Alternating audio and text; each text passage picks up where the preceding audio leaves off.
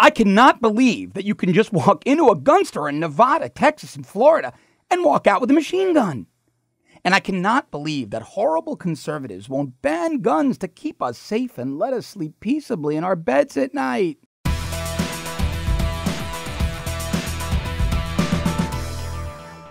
What liberal nonsense is all that? What lying, false narratives are they telling you on the left through their partners in the mainstream media? Well, I'm going to debunk them all right now. So let's jump right in to the fully automatic weapons being able to be purchased in a gun shop and brought to your car within 5 minutes.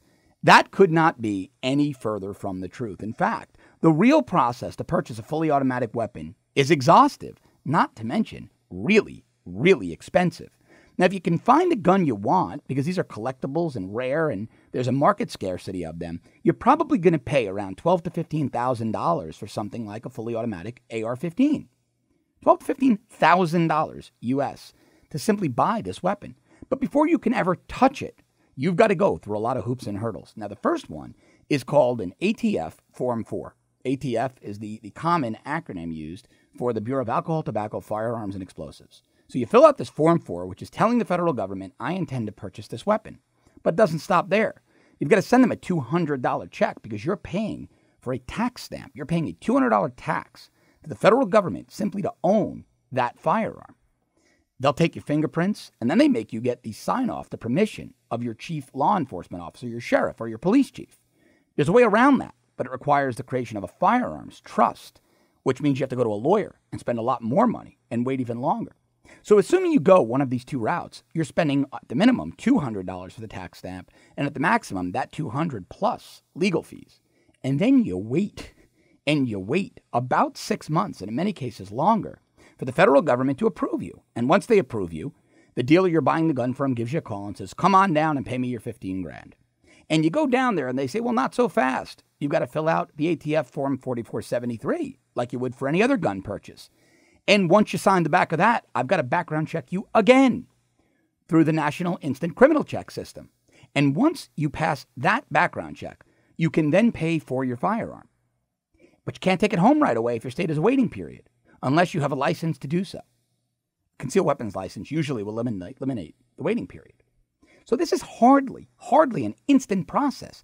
This process takes anywhere from half to 3/4 of a year and $15,000 to $16,000 of your hard-earned money. Well, another liberal talking point debunked right there. Another gun-grabbing talking point thoroughly debunked with facts.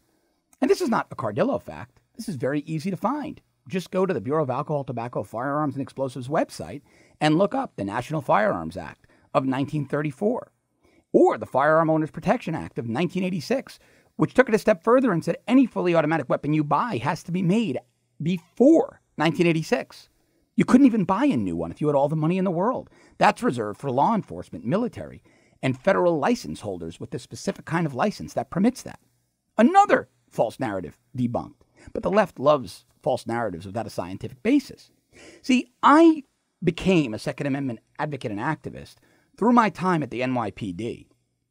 I always loved and respected our Constitution. I always vehemently believed in our right to keep and bear arms. But what I saw on the street solidified that. I often say on air, I don't carry a gun daily because I was a cop. I carry a gun daily because I saw what happened to the victims who didn't. And that's true. A firearm, legally owned, is the great equalizer for that senior citizen who might fall prey to that 6'4", 300-pound felon, hell-bent on raping or killing them in the course of that robbery. And that is only a good thing. When a frail victim can beat their attacker, when a good person beats the bad guy, I am for that and any tool that helps that every single day of the week. But there is some sun creeping through these left-wing clouds. There was a great op-ed in the Washington Post the other day where a left-leaning pollster said they can no longer support the gun control junk science, that their research simply does not bear out the talking points, and they can no longer be a part of the lie.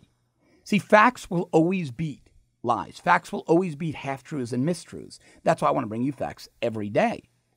Now, you could say, sure, Cardillo, your experience was anecdotal. Well, maybe it was, but I worked in one of the busiest commands in the NYPD, and I speak to police officers even to this day who work in very busy places, and our stories are all the same. And after a while, that anecdotal evidence, well, that becomes some pretty solid empirical evidence.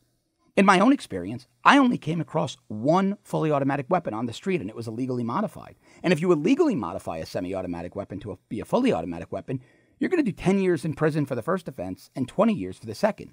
There are some very severe penalties, not to mention the thousands of dollars in fines. But I came across one fully automatic weapon in hundreds of incidents. And do you know how many legal gun owners I arrested for crimes with their guns? 0. Not one. Not one legal gun owner did I ever have to arrest for a crime with a firearm. In fact, I only responded to one incident where a legal firearm was used, and it was a retired police officer defending his business against an armed robber. A completely legal and justifiable use of that weapon, and thank God he was armed that day, because he'd probably be dead if he wasn't. And that's why I'm such a vehement supporter of the Second Amendment.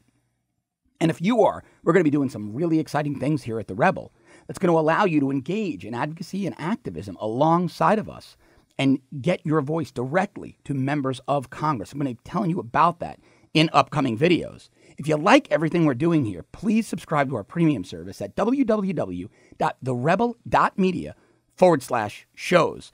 I'm John Cardillo. I'll see you tomorrow. Thanks for watching.